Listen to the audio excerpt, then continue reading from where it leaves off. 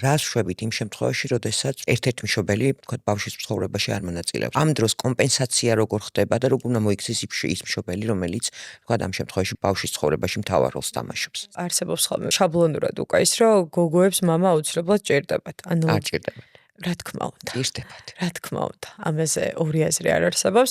უბრალოდ მე მშობლები და განსაკუთრებით ქალები ვიტყოდი, რადგან ძალიან ხშირად მოდიან ხოლმე მარტო ხელა დედები და აქედან გამომდინარე დედები ცდილობენ ხოლმე რომ დააკომპენსირონ იმით, რომ თავადაც მამები გახდნენ და აქ უკვე ძალიან დიდ შეცდომას უშვებენ. ანუ ერთი ადამიანი არის დედაც, მამაც, პირობითად ყველაფერი შეიძლება იყოს.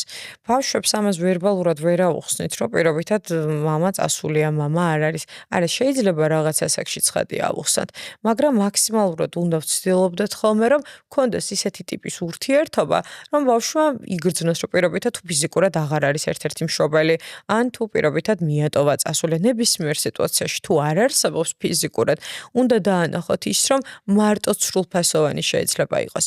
ეს სრულფასოვნება ცხალსახად არ გულისხმობს იმას, რომ აუცილებლად ყველაფერი იდეალურად ეს გულისხმობს იმას, რომ ვიღაცების გარეშეც კი შეიძლება რომ ცხოვრება გაგრძელდეს, ვიღაცების გარეშეც კი შეიძლება რომ ყველაფერი კარგად იყოს და ხშირად განსაკუთრებით სკოლის ასაკის ბავშვებს აქვთ ხოლმე კომპლექსები, რომ თუ არ ყავს დედა, თუ არ ყავს მამა და სხვებს ყავთ ხოლმე, კომპლექსთან ერთად ემოციური სტრესიც არის, რა თქმა უნდა, თუმცა დროის გასვლასთან და მუდმივ მუშაობასთან ერთად აღმოაჩენენ ხოლმე იმას, რომ შეიძლება ვიღაცები არ იყვნენ მათ ცხოვრებაში, მაგრამ მაინც ყველაფერი ჰქონდათ.